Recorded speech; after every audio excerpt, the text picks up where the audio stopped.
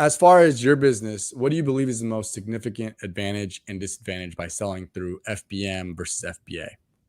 Just in general, just give me what your thoughts are, advantage and disadvantage from both models. I mean, the FBM model is great, especially like during Q4, because if you are semi-capital limited, let's say you have 10,000 to spend on inventory and you spend that 10K, merchant fulfilling it gets you that money back that much quicker, because if you're one, you can list it the day you receive it, right? And then if they buy it that same day, it's out the door, and then that money is in your account, not able to be given back to you, but it's at least processed as, this money is going to come to you in the future. If it's just sitting in inventory, not selling, then it's going to, you're waiting for that capital. But, and then also, if you send something FBA, that could take 2 weeks to check in, and then it finally sells after a week.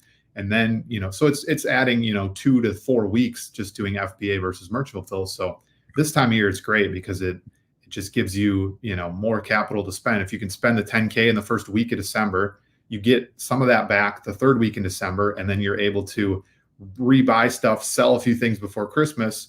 You just basically turn your inventory over twice compared to maybe FBA where you're only going to do it once. Great point. And this is like literally the best time of year to do it, because a lot of things are going to sell. We're getting the buy box so often on a merchant fulfilled listing right now. So other times of the year, yeah, you definitely want to double check if you actually will get the buy box share as a merchant fulfill. But if you take it's not really a risk involved with doing merchant fulfill, but if you merchant fulfill the product and it doesn't sell, you can always send it in FBA, and then, you might get the buy box share a little bit more, but, yeah, there's not a ton of downside besides just, getting the buy box share merchant fulfilling in my mind. Right. Yeah. I think what you alluded to earlier, just cash flow, I think trumps a lot of the other advantages of FBM. Just cash flow, I think, is something that doesn't get discussed as much in the Amazon community, just because it's not really a sexy topic, right? Like, people want to talk about profits and all that kind of stuff. Yep.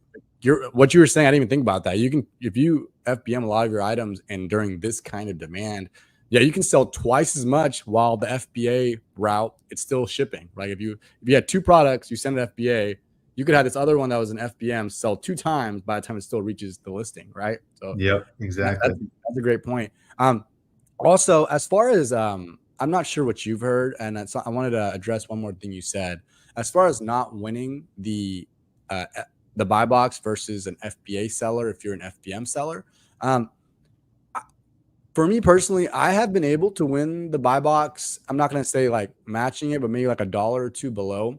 But I will say I've had some newer sellers who say they just cannot get the buy box at all with FBM. So I'm wondering, I know one of the talking points for me is, like, if you have low capital, go the FBM route because you can get your money back ASAP, just like you were articulating earlier. But I'm really wondering if Amazon checks your history a lot before the FBM, because they are kind of taking a risk with a new seller to make sure the customer is happy, they get it on time, or the customer might not even send or something like that. So I think if you're a new seller, the FBM winning the buy box percentage could be significantly lower. So just based on what I've seen. Yeah, that makes a lot of sense. I mean, Amazon is pretty strict about their shipping policies and making, like you said, making sure that the customer is definitely always first. So, if you're late on shipments, or, the product wasn't packaged well and it got damaged in shipping, like, that will affect your account. And, maybe Amazon wants to avoid that more often than not, for newer sellers.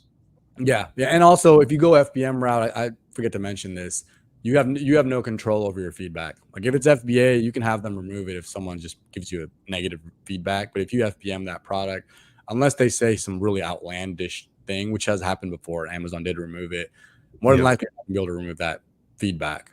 I was like at 77 at one point, and I had to like work on my feedback. Now it's back at 90. But anyways, just another negative on FBM. So give me just some quick benefits of FBA over FBM on your end. Yeah, I think the biggest is the buy box share. Again, you can sell products a lot quicker.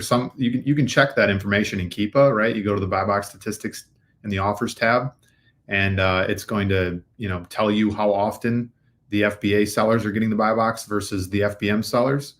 And I think just because you have that Prime label on there, the 2-day shipping, Amazon is shipping the product, dealing with the customers, like you said. So there's just a lot of pros and kind of less work on your own part to dealing with the product after it's purchased. When you go the FBA route. So again, you're not shipping the product, you're not worried about getting it out on time. Amazon does that, and if they don't get it out on time, right, they're dealing with the customer service side of things. If it does get returned, you don't have to touch the product.